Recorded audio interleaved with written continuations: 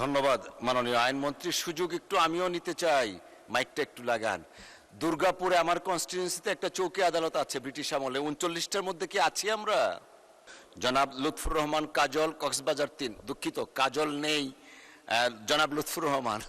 কাজল তো চোখেই থাকে, এখানেও আছে। আপনি আমার আবারও চোখে দিলেন। ধন্যবাদ মাননীয় স্পিকার।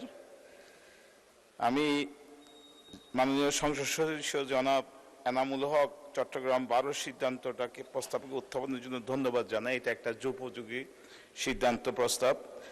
আপনি জানেন যে আমাদের কক্সবাজার জেলায় আইনজীবীদের বসার জায়গা নাই, আদালত ছোট, এখানে মাদক মামলা, মানব পাচার মামলা, অনেক ধরনের মামলা, অন্য যে কোনো জেলার থেকে মামলার সংখ্যা বেশি। তাই আমি মাননীয় সংসদ সদস্যের সঙ্গে যিনি প্রস্তাব দিয়েছেন একমত পোষণ করে সংশোধনী দিয়েছি। আমার সংশোধনী হলো মূল প্রস্তাবের পরে কক্সবাজার জেলা শব্দাবলী সংযোজন করা হোক। বর্তমানে কক্সবাজার জেলার আদালত ভবন সংস্কার সম্প্রসারণ, নতুন ভবন নির্মাণ করা জরুরি।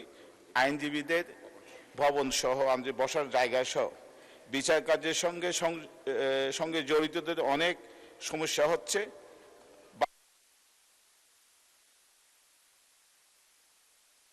আপনাকেও ধন্যবাদ মাননীয় সদস্য। মাননীয় সদস্যবৃন্দ, আমি এখন মূল সিদ্ধান্ত প্রস্তাব এবং তার উপর আনীত সংশোধনীগুলির উপর মাননীয় আইন, বিচার ও সংসদ বিষয়ক মন্ত্রী জনাব মোহাম্মদ আসাদুজ্জামানকে তার বক্তব্য রাখার জন্য আহ্বান জানাচ্ছি। মাননীয় আইন, বিচার ও সংসদ বিষয়ক মন্ত্রী। ধন্যবাদ। মাননীয় স্পিকার, আপনাকে ধন্যবাদ। মাননীয় স্পিকার, বিচারাঙ্গন, আইনাঙ্গন, আইন বিভাগ বাংলাদেশের সবচেয়ে অবহেলিত একটি জনপদের নাম অ্যাজ এ হোল। এটা আপনার অভিজ্ঞতালব্ধ জ্ঞান থেকে আপনি অনুধাবন করতে পারেন। এই মন্ত্রণালয়ের দায়িত্ব নেওয়ার পর থেকে আমি বলছিলাম আমার দেশের আদালতগুলোতে যথেষ্ট এজলাস আমার নাই, এখানে বিচারকদের আবাসন সমস্যা আছে, চৌকি আদালতগুলোতে আমাদের ভবন নাই। দীর্ঘদিন ধরে আমরা ক্যাবিনেটেও কথা বলেছি এবং গত বাজেটে মাননীয় প্রধানমন্ত্রী বিশেষ বরাদ্দ হিসেবে আমাদেরকে 500 কোটি টাকা অতিরিক্ত বরাদ্দ করেছেন কিছু সমস্যা সমাধানের জন্য। আজকে একজন ধন্যবাদ প্রস্তাবক এবং তার সাথে সংশোধনী প্রস্তাবক 10 জন, 11 জন যে আমার সাথে আমার এই অনুধাবনের সাথে কণ্ঠে কণ্ঠ মিলিয়ে উত্থাপন করেছেন, সেজন্য তাদেরকে বিশেষ ধন্যবাদ জানাচ্ছি। মাননীয় স্পিকার, আপনার মাধ্যমে এই সংসদকে জানাতে চাই, চৌকি আদালত ভবন ও সংশ্লিষ্ট বিচারকগণের জন্য আবাসন নির্মাণ যে প্রস্তাব এসেছে, এই প্রস্তাবের আওতায় আমরা একটি প্রকল্প নিয়েছি। প্রকল্পের মধ্যে পটুয়া চৌকি আদালতের ভবন সহ সারা দেশে 39টি চৌকি আদালতের ভবন এবং সংশ্লিষ্ট বিচারকগণের জন্য আবাসন নির্মাণের প্রকল্প গ্রহণ করা হয়েছে। প্রকল্পটি অনুমোদনের লক্ষ্যে পরিকল্পনা কমিশনের ভৌত অবকাঠামো বিভাগে পিইসি সভা অনুষ্ঠিত হয়। উক্ত সভার পর্যবেক্ষণের আলোকে স্থাপত্য অধিদপ্তর কর্তৃক আদালত ভবনের নকশা সংশোধন করে নতুন করে নকশা প্রণয়ন করা হয়েছে। তদানুযায়ী গণপূর্ত অধিদপ্তর প্রকল্প সংশ্লিষ্ট 39টি উপজেলা অফিস থেকে প্রাক্কলন আনয়ন করে প্রকল্পের ডিপিপি পুনর্গঠন করছে।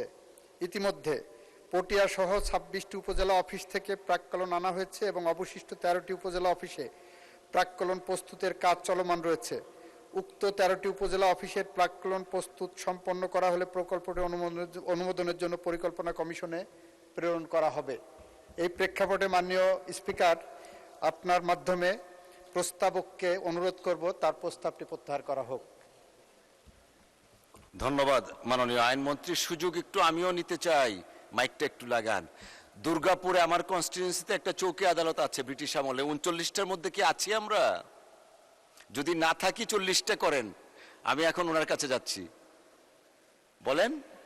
উত্তরটা দিতে পারি মাননীয় স্পিকার। মাননীয় স্পিকার, দুর্গাপুরে যখন চৌকি আদালত হয়েছিল তখন মাননীয় স্পিকার যোগাযোগ ব্যবস্থা তো খারাপ ছিল না। এখন যোগাযোগ ব্যবস্থা ভালো হয়েছে, ওই চৌকি আদালতের প্রয়োজনীয়তা আছে কিনা সেটাও আমরা একটু পরীক্ষা করে দেখে দরকারে সংযোজন করবো মাননীয় স্পিকার। ধন্যবাদ আপনাকে। Very diplomatic answer, nevertheless, thank you. আপনি দেখেন 40-এ আসতে পারেন কিনা প্লিজ। মাননীয় সদস্য জনাব মোহাম্মদ এনামুল হক, চট্টগ্রাম 12। আপনার সিদ্ধান্ত প্রস্তাব সম্পর্কে মাননীয় মন্ত্রী যে বিবৃতি দিলেন তার প্রেক্ষিতে আপনি ইচ্ছে করলে প্রস্তাবটি প্রত্যাহার করতে পারেন। মাননীয় স্পিকার, আপনাকে ধন্যবাদ। মাননীয় স্পিকার, আমরা কেউ পৃথিবীতে আজীবন বেঁচে থাকব না, কিন্তু আমাদের কীর্তিগুলো আজীবন অনাগত প্রজন্মের কাছে বেঁচে থাকবে। আমি আশা করি মাননীয় আইন, বিচার ও সংসদ বিষয়ক মন্ত্রী মহোদয়ের হাত ধরে আমার নির্বাচনী এলাকার জনগণের দীর্ঘ প্রতীক্ষিত জনদাবিটি পূরণ হবার মাধ্যমে মাননীয় মন্ত্রী মহোদয় আজীবন পটিয়াবাসীর হৃদয়ে স্থান করে নেবেন। এই প্রত্যাশা মাননীয় মন্ত্রী মহোদয়ের আশ্বাসের প্রেক্ষিতে আমার আলোচ্য সিদ্ধান্ত প্রস্তাবটি আমি প্রত্যাহার করে নিচ্ছি। মাননীয় স্পিকার।